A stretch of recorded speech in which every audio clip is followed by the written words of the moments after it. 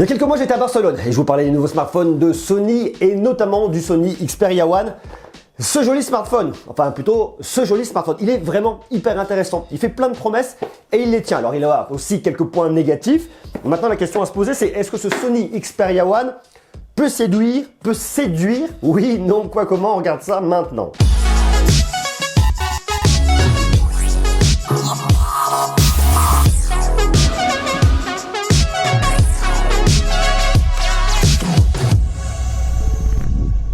Avant de vous parler du Sony Xperia One, je vais vous parler d'un jeu. Je sais pas si vous êtes gamer, je sais pas si vous jouez sur smartphone. Je vais vous parler d'un jeu qui s'appelle Raid Shadow Legends. C'est une vidéo qui est sponsorisée par Shadow Legends. Merci beaucoup pour sponsoriser cette vidéo. Si vous le savez pas, Raid Shadow Legends, c'est un RPG qui cartonne, qui a des codes qui sont vraiment intéressants, qui bousculent un petit peu la donne et qui est assez cool. En quelque chose comme 3 mois, vous avez plus de 10 millions d'utilisateurs qui ont utilisé le jeu dans le monde entier. Donc il y a un gros succès derrière tout ça. Le scénario est super cool, les graphismes à la hauteur, le gameplay passionnant avec beaucoup de stratégie derrière. Il y a des batailles, il y a des boss géants et vous avez plus de 400 champions à obtenir. Alors les champions sont vos personnages et plus vous avancez dans l'aventure, plus vous avez de champions, plus ils peuvent avoir d'énergie. Enfin vous connaissez le système du RPG, en tout cas c'est vraiment intéressant. Moi, mon champion préféré, c'est lui, c'est Galek. Alors pour l'instant, je suis qu'au niveau 2. Mais franchement, il envoie du bois, que ce soit l'armure, que ce soit pas mal de choses. C'est vrai qu'il est assez impressionnant. Alors j'ai d'autres champions. J'ai aussi Sniper qui est un archer qui va m'envoyer plein de flèches, qui va aller buter les ennemis et qui est super cool. J'en ai un troisième, c'est lui, c'est le barbare, pareil, archer, impressionnant et franchement hyper cool. C'est un jeu qui est sympa avec un grand univers, il y a plein de champions disponibles, il y en a un peu pour tous les goûts. Si vous préférez aller guerroyer, vous pouvez y aller, il y a un gameplay qui est vraiment sympa. Si vous préférez avoir des champions,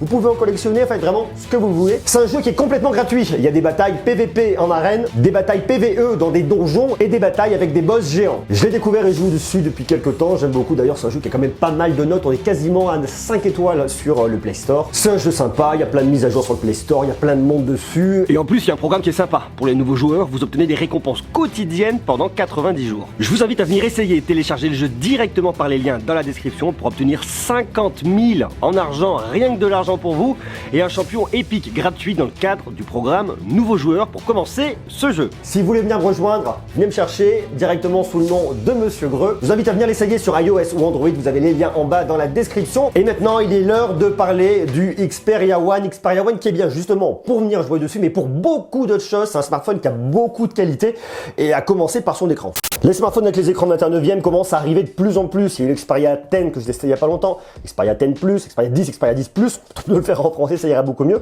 Et notamment ce Xperia One que j'avais vraiment hâte de tester parce que j'aime beaucoup ce format. C'est un format qui est assez long mais qui est assez fin, qui se tient bien en main. Ça c'est bien, mais en point un peu négatif, c'est comme il est très haut, eh bien vous allez l'utiliser comme ça, il faut l'utiliser à 2 mains pour venir gratter en haut, sinon c'est tout de suite un petit peu compliqué. À côté de ça, lorsque vous venez de serrer comme ça, vous avez les raccourcis que vous pouvez avoir directement ici, qui sont plutôt pas mal, mais c'est vrai que malgré tout, c'est un smartphone qu'on va venir vraiment utiliser à 2 mains. La prise en main est bien, mais il est grand, il fait 178 grammes. Il est résistant, solide avec du Corning Gorilla Glass 6. Donc ça, c'est vrai qu'on est plutôt rassuré là-dessus. Vous avez ici sur le côté votre bouton de volume, le capteur d'empreinte digitale, le bouton pour l'allumer, pour l'éteindre. C'est toujours surprenant de se dire que le capteur d'empreinte digitale n'est pas un bouton en fait pour l'allumer et pour l'éteindre. Par contre, il marche très bien. Vous avez le bouton qui est juste en dessous. Ça aurait été bien de pouvoir peut-être réunir ces 2 boutons en un seul. Bon, c'est pas non plus hyper grave. Vous avez ici sur le côté un petit bouton qui va venir déclencher vos photos lorsque vous êtes avec votre appareil. Hop, vous appuyez, ça déclenche, ça fait une photo. Ça, c'est assez marrant. Vous retrouvez sur le dessous un haut-parleur, de l'USB type C, votre micro, ici sur le côté absolument rien, et vous retrouvez ici votre tiroir avec votre carte SIM et votre extension de mémoire, sans oublier le petit micro pour la réduction de bruit. À l'arrière, vous avez un triple module photo, je vais vous expliquer ça dans quelques instants, le branding Sony, Xperia. Il y a un truc qui est vachement bien avec ce smartphone, c'est le parti pris. Il a longtemps été reproché à Sony d'avoir des smartphones pas hyper beaux, pas hyper sexy, et de rester toujours sur un design un petit peu trop old school. Ils se remettent en question, ils avancent, ils progressent, et je trouve qu'avec ce Xperia One, on a quelque chose qui est vraiment très bien abouti. Le smartphone est vraiment beau, il a vraiment des finitions très premium, hyper quali, et là pour l'instant je vous parle uniquement du design.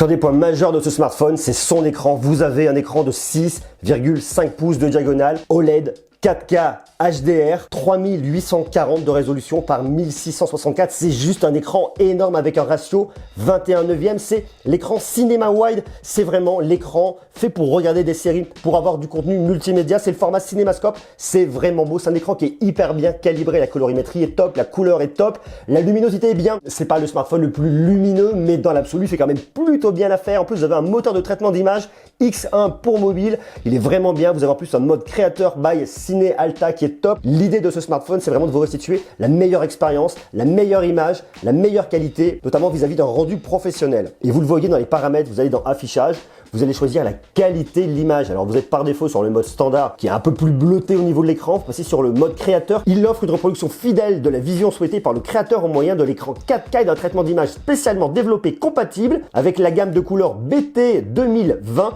et la profondeur des couleurs 10 bits de la recommandation HDR. Un truc qui est vachement bien fait. Alors soit vous l'activez en permanence, je trouve que c'est mieux parce que ça donnait un côté un peu plus jaune et un petit peu moins bleu par rapport au mode standard. Néanmoins, que le mode standard, vous pouvez venir l'activer automatiquement lorsque vous êtes sur du contenu qui est optimisé. Perso, je laisse le mode créateur en permanence et ça, c'est parfaitement bien. Et pour regarder des séries au format 21/9e, c'est vraiment tout simplement génial parce qu'il y a un côté très immersif, très cinéma et je trouve ça vraiment beau. Que ce soit sur Netflix ou que ce soit également sur YouTube. Alors vous venez forcément un peu cropper. Moi, je fais mes vidéos au format 16/9e, donc ça fait beaucoup croppé. Mais c'est vrai que comme ça, c'est quand même hyper agréable, hyper immersif et vraiment joli. Puisque je vous parle d'expérience de cinéma, vous avez en termes d'audio, je vous le mets à fond, ici un haut-parleur sur le côté et un deuxième haut-parleur en façade ici, ce qui fait que vous avez du son stéréo. Et en plus de ça, il y a un truc qui est vachement cool, c'est que vous avez de la vibration dynamique.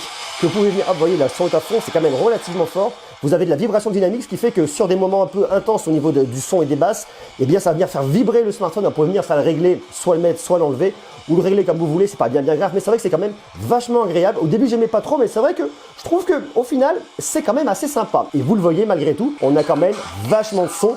Le son est assez quali. Alors, on n'a pas la même direction du son, vu que là, on est vraiment directif façade, on est plus sur l'extérieur, mais c'est vrai que c'est quand même hyper appréciable. L'expérience, lorsque vous l'écoutez comme ça, directement en façade, ça marche bien, mais la meilleure expérience, vous l'avez quand même avec le casque, et notamment avec le casque de Sony, le haut de gamme, le WH-1000XM3, que j'ai déjà testé, qui est vraiment un excellent casque. Et si vous voulez profiter d'une superbe expérience, je ne peux que vous le conseiller. Il est compatible LDAC, aptX HD, High Resolution et aussi High Resolution wireless. Vous allez profiter d'une très haute résolution directement avec votre casque Bluetooth en Bluetooth 5.0 et ça, c'est vachement bien. Alors bien évidemment, il y a aussi du Dolby Atmos et en termes de performance, c'est pas du tout un smartphone qui démérite parce que vous avez ce qui se fait de mieux aujourd'hui.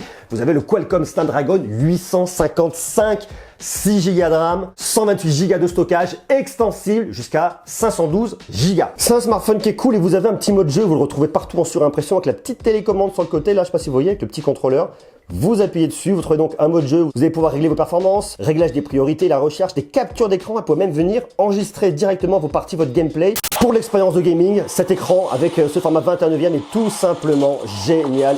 Ouh là là, mon dieu, ça cartonne. Pour moi, c'est un des gros points forts de ce smartphone, c'est le côté multimédia. Il a un écran 4K qui est tout simplement incroyable, la qualité est vraiment top, hyper bien calibré, l'audio est bien, vous avez une superbe qualité audio que vous l'écoutiez comme ça ou directement au casque. Il y a beaucoup de performance, on est donc sur une vraie machine de guerre, un smartphone qui est vraiment très impressionnant de ce côté-là. Le point qui est quand même un peu en dessous, c'est l'autonomie avec une batterie de 3330 mAh. Même si vous avez de la recharge rapide avec un chargeur 18 watts, l'autonomie n'est pas complètement dingue. En fonction de ce que vous allez en faire, bien évidemment, vous allez pouvoir le garder une journée et bien plus. Et c'est aujourd'hui ce qui est dommage avec une proposition comme celle-là. On est sur un smartphone qui coûte quand même 999 €, quasiment à 1000 €. On est sur un smartphone très haut de gamme avec un écran dingue, avec des très belles finitions, avec une dalle 4K qui va consommer. Et derrière, il lui manque un petit peu de jus et ça, c'est quand même un peu dommage. Alors après, point positif, en à peu près une demi-heure de charge, vous allez lui mettre un peu plus de 50% d'autonomie. Donc ça, c'est bien. Vous allez être obligé de le recharger tous les jours et peut-être des fois faire un petit renfort dans la journée si vous avez été un peu gourmand derrière. Ça, c'est un peu le point en demi-teinte. Du point de vue de l'OS, on tourne sur un Android 9 Pie avec la surcouche Xperia UI qui marche bien, qui est très proche en fait de ce que vous pouvez retrouver sur un Android pur.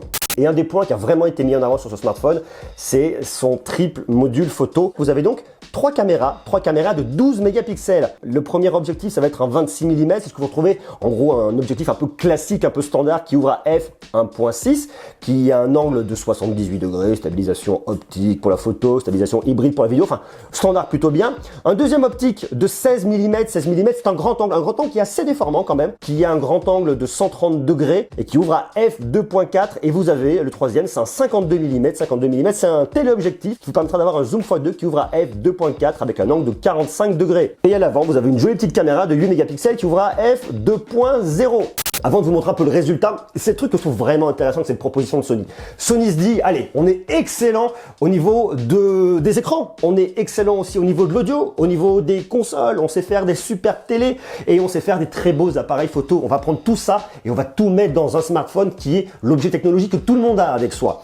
Et c'est la proposition de valeur qui est vraiment intéressante sur ce smartphone. Je sais pas si vous êtes vidéaste, si vous vous intéressez à la photo, il y a un très gros point fort, un truc qui est vachement bien chez Sony, au-delà du traitement d'image et compagnie, c'est vraiment l'eye tracking. Il va réussir à reconnaître un œil et faire un suivi qui est hyper pertinent, ça, quelle que soit la distance, enfin, à quelque chose près. Et ça, c'est vachement bien et ça marche parfaitement bien. Le fait d'avoir le choix aussi tout en 12 mégapixels avec ce choix-là, c'est vachement bien, c'est très astucieux, c'est très bien. Et derrière, en plus, vous avez un logiciel Cinealta d'expérience professionnel qui vous permettra vraiment d'aller faire des belles vidéos au format 21/9. Le logiciel est juste là, c'est Cinema Pro. Et moi j'aime beaucoup, alors peut-être parce que je fais de la vidéo, mais c'est vraiment un truc qui me parle, je trouve ça vraiment chouette. Alors je vous montre un peu l'idée. Vous créez un projet, vous choisissez votre résolution 4K ou alors vous passez en 2K, faites ce que vous voulez. Bon, nous on va se mettre en 4K. Vous choisissez ensuite votre nombre d'images par seconde. 30 images par seconde, 24 images par seconde. Cinéma, c'est plutôt du 24 images par seconde. Nous, on va se mettre en 30 images par seconde. Et vous choisissez ensuite votre look, c'est-à-dire un peu la colorimétrie de votre image par défaut. Vous avez différentes colorimétries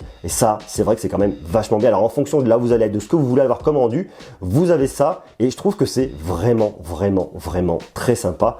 Faites vraiment quasiment tout ce que vous voulez. Et on va se mettre en doux, moi personnellement. J'aime beaucoup. Ensuite, vous choisissez votre objectif, soit le 26 mm qui est un petit peu standard, qui ouvre à f1.6, soit le 16 mm qui est le grand angle, vous allez voir tout de suite, ça vous fait un très grand angle, ou alors carrément vous passez sur le 52 mm qui ouvre à f2.4 qui là vous faire un téléobjectif, un zoom x2, et vous voyez, c'est assez bluffant. Moi j'aime beaucoup. Alors on va se mettre sur le 26 mm qui est, je dirais, ce que vous allez pouvoir retrouver usuellement sur beaucoup de smartphones. Vous réglez vos ISO, hein, vous montez jusqu'en 800 ISO et vous allez sinon jusqu'à tout en bas en 64 ISO. Votre luminosité, moi j'ai mis en automatique, ça me va très bien. L'obturateur, et ensuite vous avez votre mise au point automatique, pas au point, comme vous voulez. Donc ça c'est cool. Et vous avez un petit résumé ici avec le HDR, avec le codec, le niveau de batterie restant, la mémoire prise, les lignes de cadrage. Vous appuyez là, ça filme. Vous appuyez là, ça fait une photo et après vous avez accès à vos fichiers. Donc si vous voulez tourner des vidéos qualité cinéma, vous n'allez pas avoir la réelle qualité cinéma, mais vous trouvez un petit outil qui vient un peu, pas émuler ça, mais travailler en tout cas dans ce sens. Et je trouve ça vraiment très intéressant. Et même le rendu au niveau des photos un petit peu standard est vraiment bien. Là, oui, vous avez le grand angle. Alors, il y a un côté quand même qui est déformant. Je peux vous en rendre compte sur une photo un peu plus loin. Là, vous êtes sur l'objectif standard, le 26 mm. Et là, vous êtes sur le zoom x2. Là, c'est pareil, vous êtes sur l'ultra grand angle. Vous arrivez ensuite sur l'appareil 26 mm standard. Et ensuite, le téléobjectif zoom x2. Pareil, très grand angle. Appareil normal. Le zoom x2. Et à chaque fois, vous voyez, on a une colorimétrie qui est très juste. On a un souci du détail. Ça marche parfaitement bien. Alors, des fois, là, je trouve qu'il a un petit peu de mal sur certains endroits à venir ici. Vous voyez, il a un côté un peu surexposé. Mais c'est très léger. Ça marche plutôt bien. Et là, vous arrivez sur la caméra de selfie qui, je trouve, en plus, marche vachement bien. Là, pareil, c'est la caméra principale, zoom x2, et là, l'ultra grand angle, et là, vous le voyez vraiment, le côté déformant de l'ultra grand angle dans le miroir. Ça fait le taf, mais c'est vrai que là, ils ont vraiment mis en avant le côté fisheye déformant. Là, on est sur la caméra standard, ça marche bien, les couleurs sont très justes, et ça, c'est vraiment ce que j'aime, c'est qu'ils vont pas chercher à avoir un rendu sursaturé, c'est très naturel, c'est très neutre. Là, appareil photo standard, là, vous êtes sur le grand angle, vous voyez tout de suite comme c'est déformant, et là, le téléobjectif avec le zoom x2. Là, on arrive en photo nue. Alors, en photo nue, c'est tout de suite un peu moins bon. Alors, une photo nue, vous vous rendez pas compte, il n'y avait pas beaucoup de lumière au moment où j'ai pris cette photo. Il y a un petit peu de mal à faire le point. Il y a assez de bruit. La qualité là-dessus pas extraordinaire. J'en ai fait une deuxième avec le zoom x2. Bon, c'est pas génial. Par contre, il y a un truc qui est assez impressionnant, c'est la façon dont il va pouvoir reconnaître effectivement les yeux. Regardez là comme il reconnaît l'œil du perso et comme il va faire le point en fonction de ça. Ça pour moi, c'est tout simplement vraiment très impressionnant et c'est là où on voit en tout cas le boulot, le beau boulot, l'adaptation qui est faite par Sony de cette technologie qui est intégrée dans son smartphone. Et ça, vous voyez, je peux décaler, je peux bouger. Il y a un vrai bon tracking là-dessus. Alors pas aussi bon que ce que vous allez avoir sur des boîtiers qui coûtent tout de suite beaucoup plus cher, mais en attendant, cette techno est là, elle est intégrée et ça, c'est vachement bien.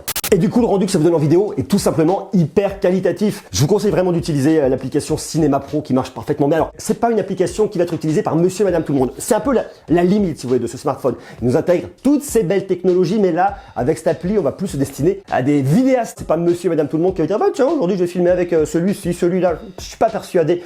C'est peut-être un peu la limite de ce smartphone qui s'adresse plus à un public pour cette partie-là que pour autre chose. En tout cas, c'est un vrai parti pris, c'est une belle intégration de techno qui sont complètement maîtrisées de la part de Sony, ça je trouve ça vraiment bien. Vous pouvez même filmer en 960 images par seconde en Full HD, ce qui vous permettra de faire du super slow motion. Ça c'est cool et le rendu, le résultat de ce que vous allez pouvoir filmer avec cette application est pour moi tout simplement hyper impressionnant. C'est bien sympa, c'est pas pour monsieur et madame tout le monde une fois de plus, mais en tout cas le rendu est vraiment quali. C'est un smartphone qui est certifié IP68, IP65, il y a du NFC pour le paiement dématérialisé, et que je trouve moi personnellement très complet, très bien, très beau, j'adore. J'aime beaucoup cette proposition faite par Sony. Sony c'est une marque que j'aime bien, je vous l'ai déjà dit plusieurs fois, si vous suivez mes vidéos, j'ai un certain affect de par le passé de par tous les produits Sony que j'ai pu avoir étant plus jeune, et je continue à apprécier cette marque. Elle est un peu plus en retrait au niveau des smartphones, mais elle continue d'innover, à faire des propositions intéressantes. Là-dessus, il y a une vraie belle proposition, c'est vraiment très intéressant. Si vous cherchez un smartphone exigeant au niveau de la qualité de votre écran, si vous voulez de l'audio de qualité, si vous voulez un très bon appareil photo, vous pouvez y aller. Alors, il sera pas aussi bon que ce que pourrait avoir avec un Pixel 3, pas aussi bon que ce que pourrait avoir avec un OnePlus 7 Pro, mais la qualité de l'écran est dingue. C'est dommage, c'est vraiment dommage que la batterie soit un peu en dessous. J'espère que Sony nous proposera un produit hyper évolué avec des photos au top et bien au-dessus de ce qui se fait à la concurrence avec une énorme batterie. Et là, par contre, il ferait hyper mal avec une très très belle proposition de valeur. Il y a quelques petits points encore. C'est un peu dommage qu'ils le font un peu muter et qui font que c'est pas le smartphone, que c'est pas the smartphone. En tout cas, Sony va dans le bon sens, c'est une super proposition et moi je trouve hyper cool. Et d'ailleurs, si vous intéresse, il y a un pack en ce moment à la Fnac.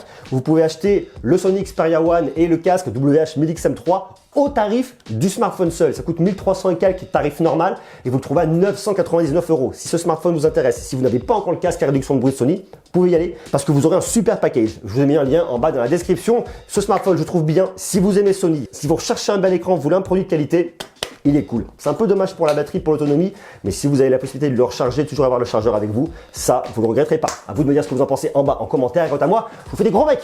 Bisous. À plus tard. Ciao.